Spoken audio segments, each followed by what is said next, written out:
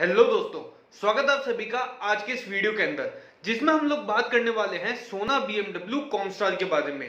तो दोस्तों, इस वीडियो के अंदर हम लोग करेंगे इस कंपनी का 6 पॉइंट एनालिसिस, जिसमें हम लोग सबसे पहले बात करेंगे इस कंपनी के ओवरव्यू के बारे में। इसके बाद में हम लोग बात करेंगे इस कंपनी के मैनेजमेंट के बारे में। फिर हम लोग नेक्स्ट देखेंगे इस कंपनी की जो इंडस्ट्री है उसका ओवरव्यू। इसके बाद में बात करेंगे हम लोग इस कंपनी के बिजनेस मॉडल के बारे में। उसके बाद में हम लोग देखेंगे फिफ्थ पॉइंट पे इस कंपनी के साथ में जुड़े हुए रिस्क और एडवांटेजेस को, और लास्टली सिक्स्थ पॉइंट पे हम लोग डिस्कस करेंगे इस कंपनी के फाइनेंशियल्स के बारे में। तो दोस्तों, अब अगर हम लोग हमारे इस वीडियो को स्टार्ट करें इस कंपनी के ओवरव्यू के साथ में, तो ये जो कंपनी है वो स्टार्ट हुई थी साल 1995 के अंदर सोना ओकिगावा प्रिसीजन फॉर्जिंग लिमिटेड के नाम से, और ये इंडिया की one of the leading automotive technology company है।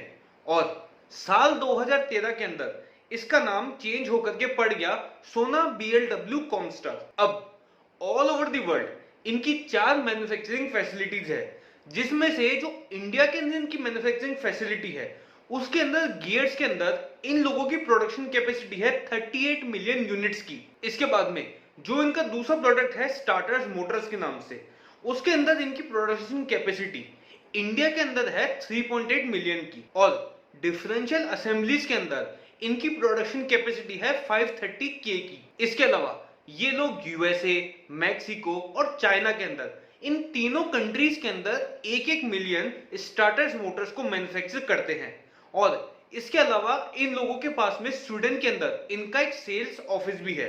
और बात करें अगर वेयर हाउसेस की, तो वेयर हाउसेस इनके पास में इंडिया में है, और इंडिया के अलावा जर्मनी और बेल्जियम के अंदर भी इन लोगों के पास में वेयर हाउसेस है। तो अब अगर हम लोग नेक्स्ट देखें इस कंपनी का ग्लोबल मार्केट शेयर, तो बेवल गियर्स के केस में इनका ग्लोबल मार्केट शेयर है 5% का। वहीं स्टार्टर्स मोटर्स के केस में इनका ग्लोबल मार्केट शेयर है 3% का, और उसके बाद में 8.7% का मार्केट शेयर है बैव डिफरेंशियल असेंबलीज के केस में। वहीं इंडिया के अंदर ये लोग मार्केट लीडर हैं डिफरेंशियल गियर्स के मैन्युफैक्चरर के केस में।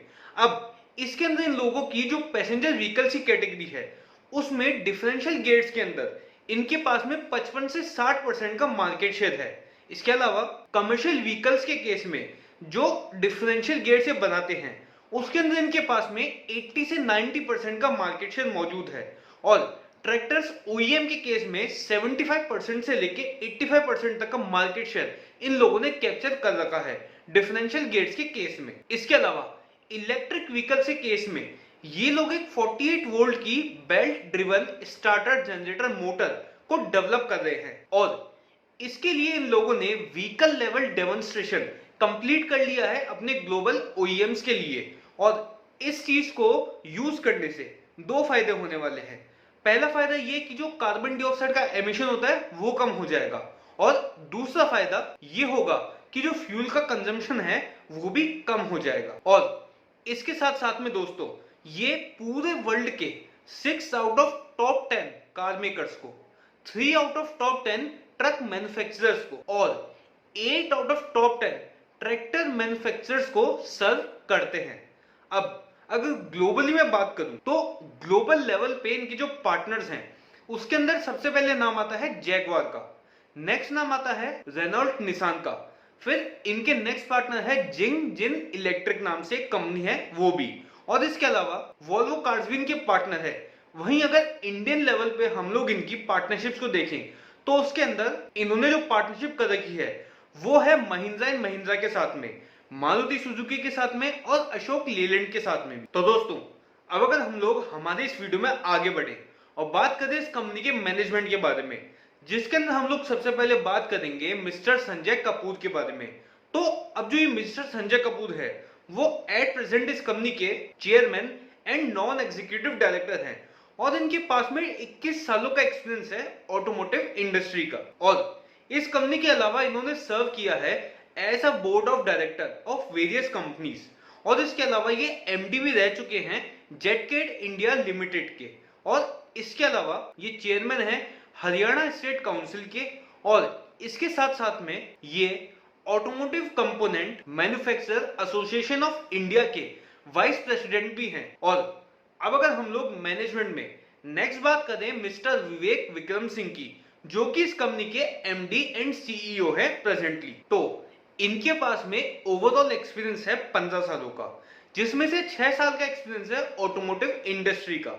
अब इस कंपनी के अंदर ये प्रोडक्शन देखते हैं सिस्टम प्लेटफॉर्म का और ऑटो कंपोनेंट्स का इन इलेक्ट्रिक व्हीकल एंड हाइब्रिड, और इसके साथ साथ में कैपिटल एलोकेशन के जो डिसीजन होते हैं वो भी ये इस कंपनी के अंदर खुद से ही लेते हैं। और इन्होंने इस कंपनी को ज्वाइन किया था साल 2016 के अंदर, और साल 2019 से ये इस कंपनी के एमडी एंड सीईओ हैं। तो दोस्तों अब आगे बढ़ने से पहले अगर आपको हमारा वीडियो पसंद आ रहा है तो प्लीज दोस्तों हमारे इस वीडियो को लाइक करना ना भूलें, साथ ही साथ में हमारे इस वीडियो को शेयर करना और हमारे इस चैनल को सब्सक्राइब करना भी ना भूलें।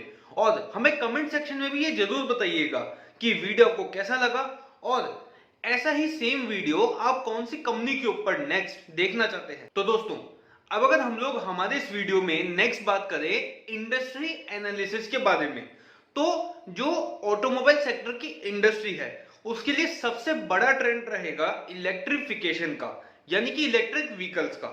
अब इंडिया के अंदर इलेक्ट्रिफिकेशन को जो लीड करेंगे वो करेंगे 3 व्हीलर्स और 2 व्हीलर्स। अब इंडिया के अंदर जो 2 व्हीलर्स हैं वो फाइनेंशियल ईयर 2021 से लेके फाइनेंशियल ईयर 2026 तक के पीरियड के दौरान ग्रो करेंगे 70 से 74% के सीएजीआर के हिसाब से। वहीं पे इस सेम पीरियड के दौरान जो 3 व्हीलर्स हैं वो ग्रो करेंगे ऑलमोस्ट 46% के सीएजीआर के साथ में। और वहीं पे जो बीईवी है साल 2015 से लेके साल 2025 तक के पीरियड में ये भी ग्रो करने वाली है 46% के सीएजीआर से।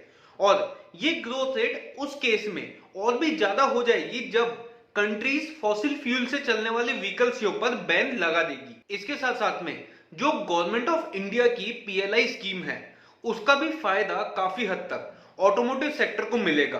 अब जो पीएलआई स्कीम के अंदर ऑटोमोटिव सेगमेंट का शेयर है उसके लिए गवर्नमेंट ऑफ इंडिया ने 4 सब स्कीम को प्लान कर रखा है, जिसमें पहली स्कीम है product linked incentive scheme, next है कैटेगरी व्हीकल चैंपियन स्कीम की, इसके बाद में नेक्स्ट कैटेगरी है कंपोनेंट चैंपियन स्कीम, और चौथी और आखिरी कैटेगरी है ग्लोबल सोर्सिंग स्कीम की। इसके बाद में अगर हम लोग ग्लोबल लाइट व्हीकल मार्केट के अंदर ग्लोबल लाइट व्हीकल प्रोडक्शन को देखें तो यूएसए और यूरोप का इस सेगमेंट के अंदर काफी बुरा हाल हो चुका है कोरोना के आने के बाद में, और उस वजह से जो मेन डोमिनेशन है इस सेगमेंट के अंदर वो चाइना के हाथ में जा चुका है। अब अगर इस केस में हम लोग इंडिया की बात करें तो इंडिया भी कोरोना की वजह से काफी हद तक इफेक्ट हुआ है, और इंडिया अपने प्रीवियस पीक तक साल 2025 से पहले नहीं पहुंच पाएगा।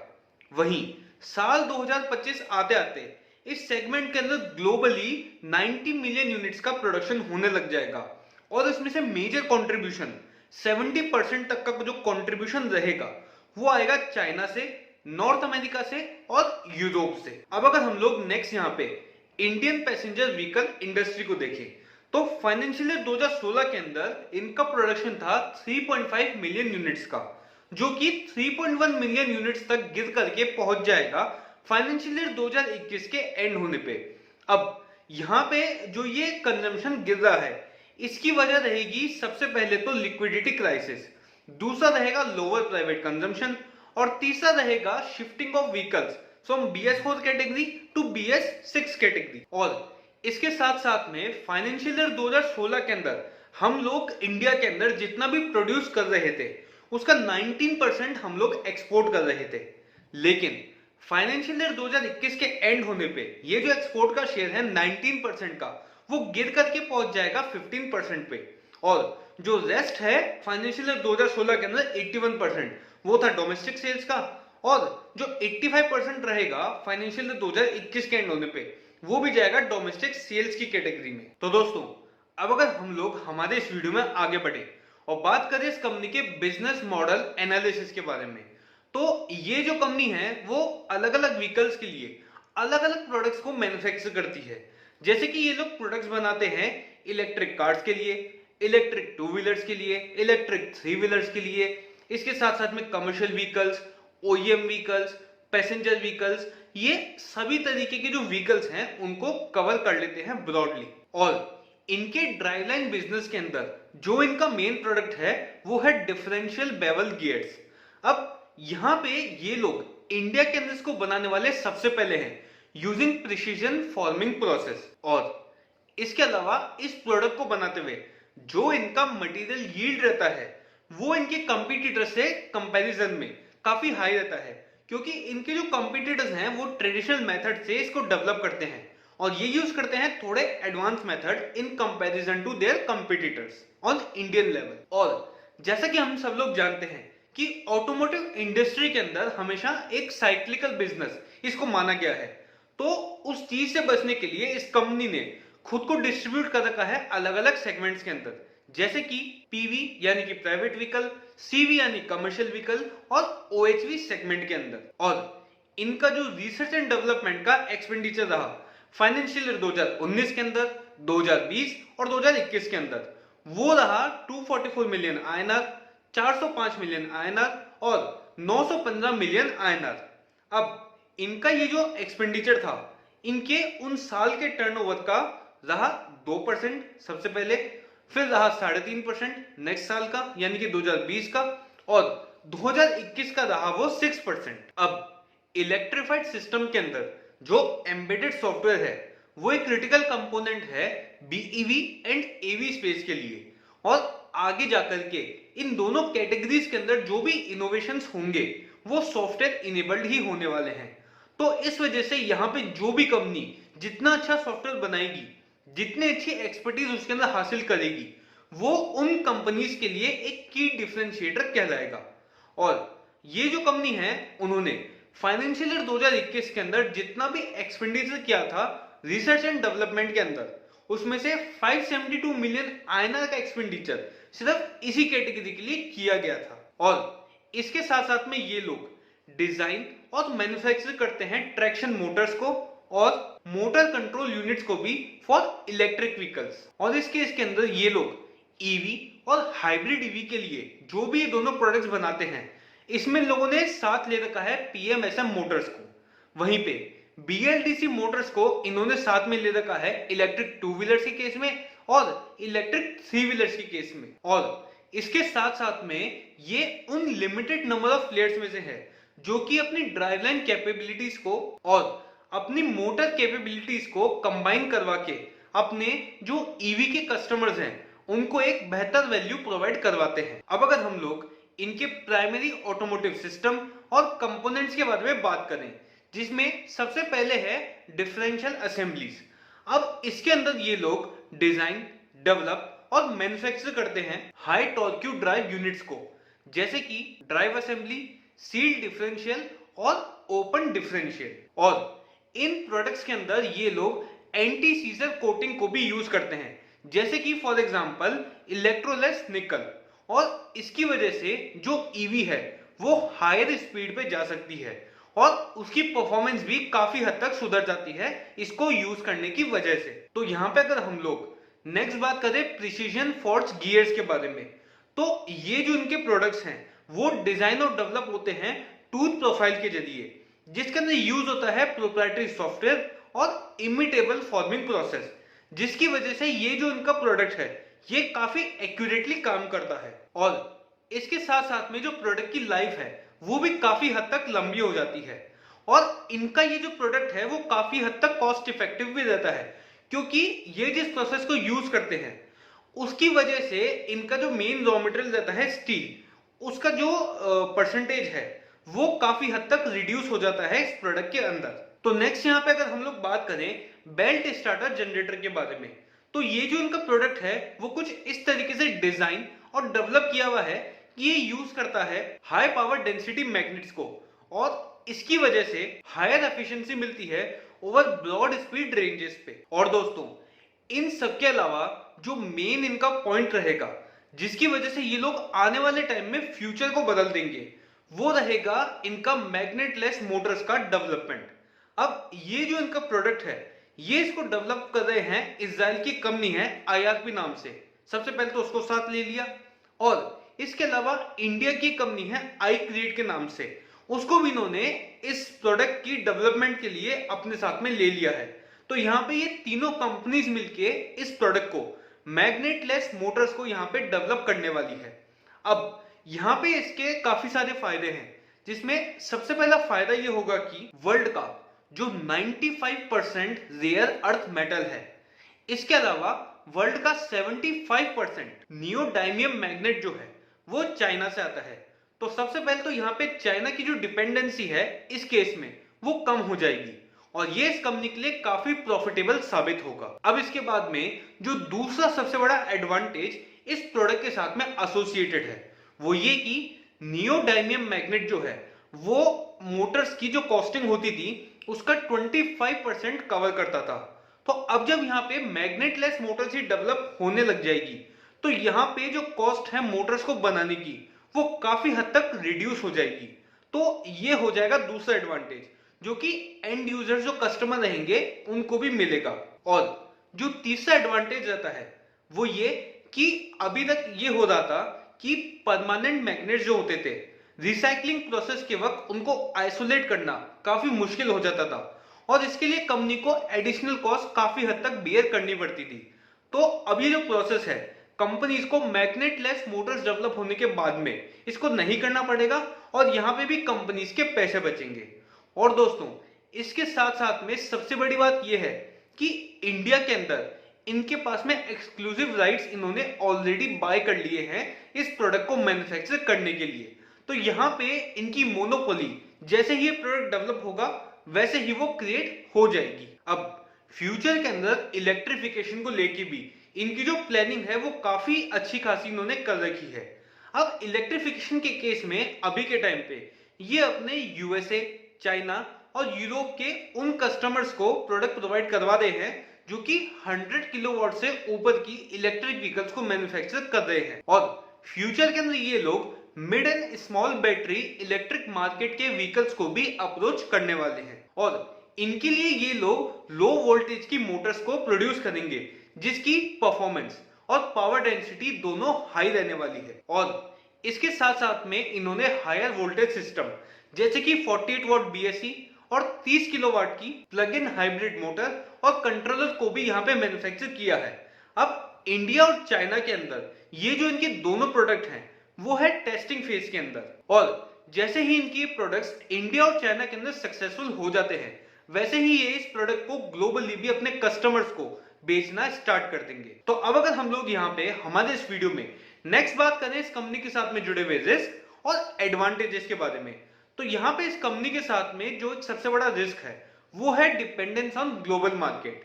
अब अभी के टाइम पे ये जो कंपनी है वो अपने प्रोडक्ट को ग्लोबली सप्लाई करती है यूएसए, चाइना, यूरोप के अंदर और इंडिया के अंदर भी। तो यहाँ पे इन कंट्रीज के अंदर या इन रीजन्स के अंदर कैसी पॉलिटिकल और इकोनॉमिक कंडीशन रहेगी उसके ऊपर इस कंपनी की परफॉर्मेंस काफी हद तक डिपेंड करेगी। नेक्स्ट जो रिस्क रहेगा वो रहेगा चेंज इन इंडस्ट्री ट्रेंड्स का। अब अभी के टाइम पे इस इंडस्ट्री के अंदर एक ट्रेंड आ रहा है जिसके अंदर ये जो इंडस्ट्री है वो आईसीई व्हीकल्स के ऊपर अपनी डिपेंडेंसी को खत्म कर रही है। तो यहाँ पे उन बिजनेस का काफी हद तक इंपैक्ट होना तय है जो कि आईसीई व्हीकल्स के ऊपर डिपेंडेंट थे। अब आने वाले टाइम में फ्यूचर के अंदर सेम ऐसा ही कोई ट्रेंड इस इंडस्ट्री के अंदर आता है तो उसका इनके बिजनेस के ऊपर क्या इंपैक्ट होगा वो हमें देखना होगा। और वहीं एडवांटेजेस के केस में गवर्नमेंट ऑफ इंडिया की जो फेम सेकंड पॉलिसी है यानी कि faster adoption and manufacturing of electric vehicles, अब इसके अंदर गवर्नमेंट ऑफ इंडिया जो है वो सब्सिडी देगी for establishing of EV charging station and for acquisition of EV.